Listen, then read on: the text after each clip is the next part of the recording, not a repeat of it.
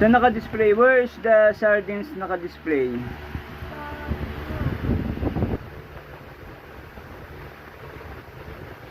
Sa groceries.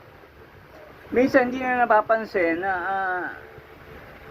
hindi nabibili ang isang sardinas, nasisira siya sa lata.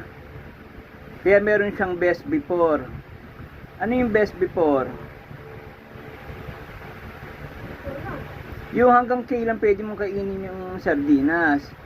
Halimbawa ngayon 2026, ang nakalagay ay best before October 27, 2012.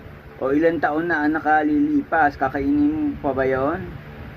2012 pa nakalagay. Kakainin mo pa, hindi na. O ilang taon na nakakalipas, 2012 ang nakalagay. Di 2013, 14, 15, 16, 17, 18, 19, 20, 21, 22, 23, 24, 25, 26. Maaring 15 years na nakadisplay yung sardinas. Sabi dun eh, best before 2012. Eh di 15 years na siguro marahil na andun yun, nakadisplay.